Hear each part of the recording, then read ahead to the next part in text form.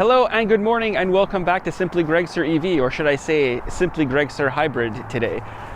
As usual, a lot of people have been sending me messages and emails saying I don't feature enough hybrids on the channel.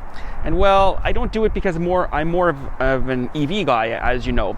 But I still think hybrids are quite interesting and they definitely do have their place.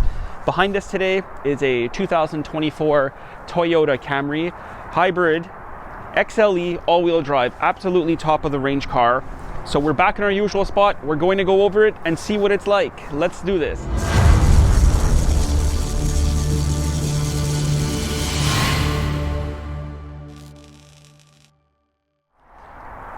Ask and you shall receive a 2024 Toyota Camry XLE HEV, so hybrid electric vehicle.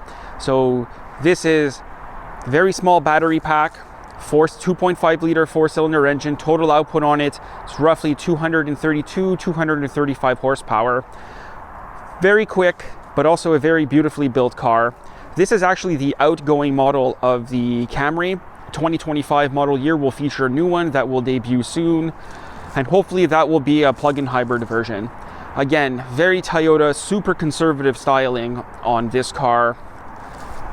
Make no mistake about it, this is a very popular car in Toyota's lineup, and this is why it's still one of their best-selling cars. Popular with fleets, popular with taxi cab services, just an overall popular car. They sell this car in a ton of markets. Very conservative styling, as I already mentioned on it. They're not trying to be out there in terms of styling. They're not trying to be rewriting the rule book on design. Handsome, elegant, and understated is what the Camry has always been. And this car, it's kind of a Swiss Army knife. It just does so many things so well. Family car, as I mentioned, fleet vehicles, great road tripper, and it's always the safe, conservative choice. This car here, as I mentioned, is an XLE trim. So it is going to be riding on, what size are these tires here? I can't get here. So this is on 18s. Again, very, very conservative. No 21s or 22s on this car. Again, not plug-in hybrid. Gas ports there. We won't open it. We know how to fill up gas in a car. We will have a look at the trunk because on sedans, trunks are very, very important. There we go. Massive, massive trunk back here. You could fit many duffel bags, your baby prams, all of that stuff. And because it's a Toyota, it still has a full-size spare, I believe. Let's see if it has a full-size spare. No space saver, but at least it does have some sort of spare. Here, we'll close this back up. Toyota's a bit of an odd brand. We all know that. Super conservative. They're not really into the whole EV thing yet. They're really focusing on these hybrids, and I think that's fine. Let's go have a look at the interior. But as I said, outgoing model. I don't think mechanically it's going to be too different between the two models. Toyota doesn't really rewrite the rule book on their drivetrains. They kind of make them forever. Let's have a look. And if you follow this channel, which you should be doing, I always check the quality of the door card. That gives you a good overall idea of what the rest of the interior will be like. There's a very lovely soft inlay here that I quite like. It feels good, looks cool, and typical Toyota quality in here. Everything is very nice. I find these seats look fantastic in this color, but I fear it's going to get dirty, especially if it's already starting to get dirty here. But the nice perforated seats, heated and cooled, very, very nice. Very nice steering wheel. This is a super nice place to sit. This is such a nice interior, and I just wish other manufacturers would do things like this. It's very functional, very easy to use. We'll touch more on that in a moment. We'll go to the back again. Doesn't have the same door card as the front with the nice fabric inlay, but still very high quality. Lots of room back here. It's already set up for my driving position, and I'm a pretty big guy, and there's a lot of room back here. Super comfortable. You have a nice glass roof. Very, very, very nice place to sit back here. I could see this being a very solid road tripper and a very efficient road tripper as well. You have USB-C, USB-A for all your charging needs. Very, very nice back here. It looks really, really good. Let's turn it on and we'll give a tour of what the driver has in terms of features.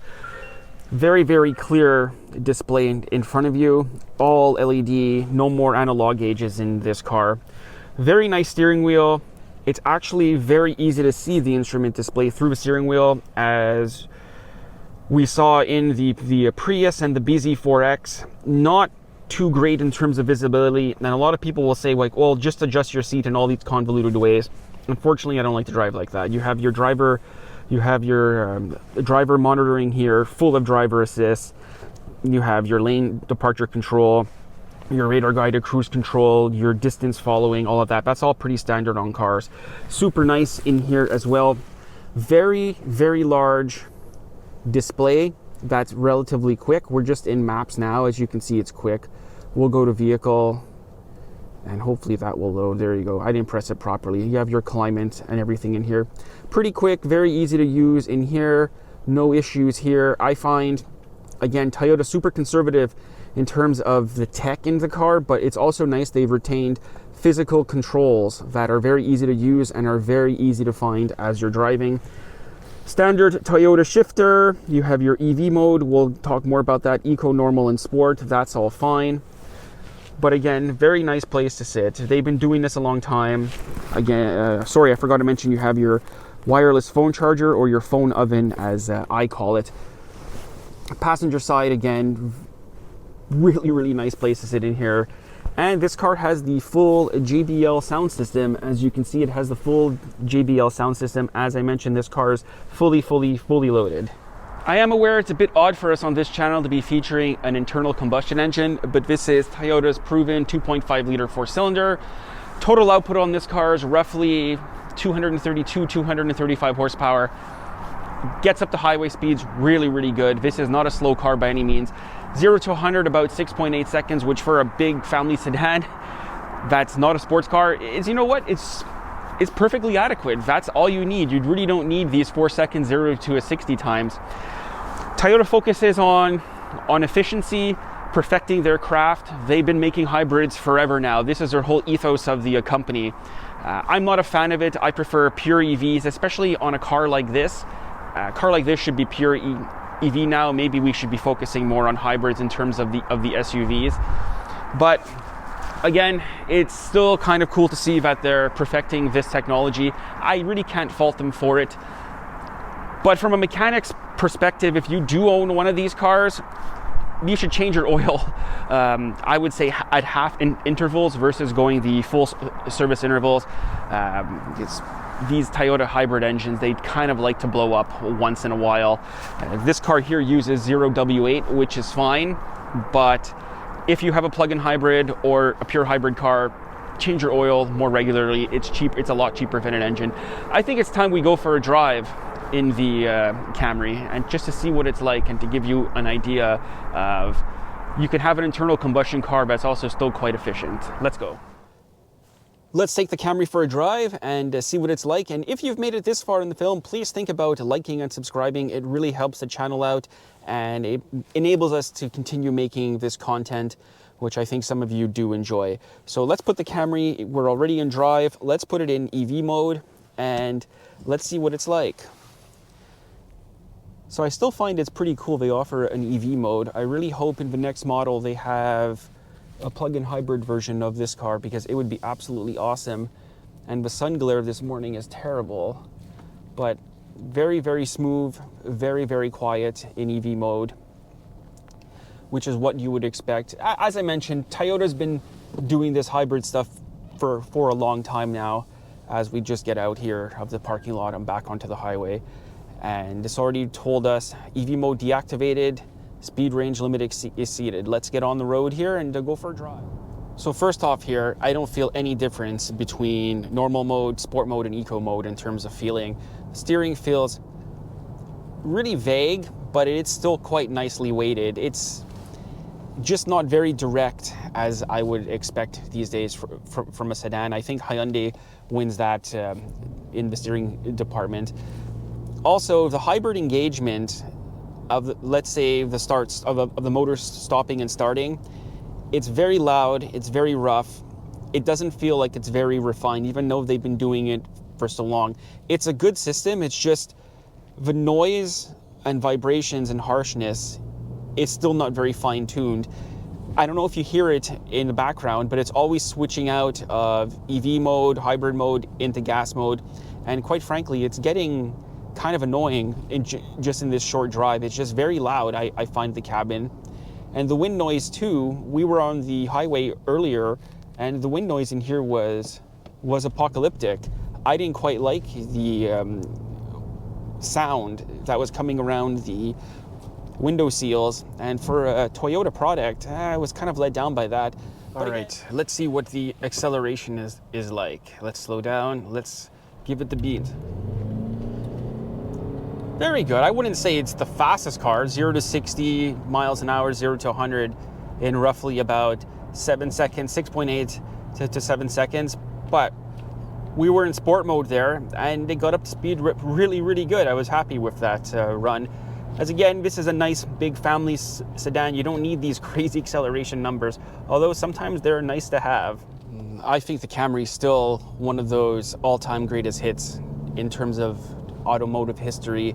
They've been making it for so long now, and it really is the benchmark of what you compare this classic car to. It still drives fantastic. It's, as I mentioned, not very quiet in here, and I find this a bit rough with the hybrid engagement, but still overall a very nice car to drive, and I totally get the appeal. People always say that Toyotas are boring, Toyotas don't offer any excitement, but you know what? Not every car needs to have crazy acceleration or Formula One car handling. This is a tool and it does the job extremely well. Even going around this set of bends here, we'll just give it some gas and we'll throw it into the corner a bit. It still drives absolutely lovely. And I think a lot of that's been lost these days. Everyone's focusing on performance numbers and getting your Nürburgring lap time down. But at the end of the day, a lot of people still want regular cars that drive like a regular car and look like a regular car. And this is one of them. So yeah, I totally get the appeal. And on that note, I think we'll just go give some final thoughts on the Camry and the whole electrification scheme at Toyota, in what their plans are for the future. Because I don't think this car needs a long drawn out video. It's one of their best sellers and it's one of the most reputed names in automotive history.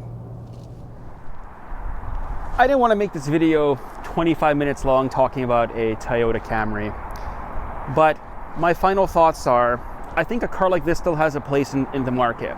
Would I buy one? Absolutely not. I think I'd walk right over to Tesla, which is just around the corner from here, and go buy a Model 3, because Toyota's long-term strategy still confuses me. They keep coming up with these marketing terms, HEV and all of this nonsense. If this car was full battery electric and built exactly the same way, it would be on par, if not better than a Model 3. But I get it, Toyota is not 100% sold yet on the whole EV space. They're still focusing on their hybrid technology, which they spent billions upon billions of dollars investing in research and development and manufacturing and tooling and so on and so forth. So I could see why there's a bit of a pushback from Toyota in that regard. But as for a car itself, this is a great car. I expected it to be good. I'm very happy that I got to drive it, because I don't really focus too much on internal combustion cars these days anymore. So it's nice to talk about them.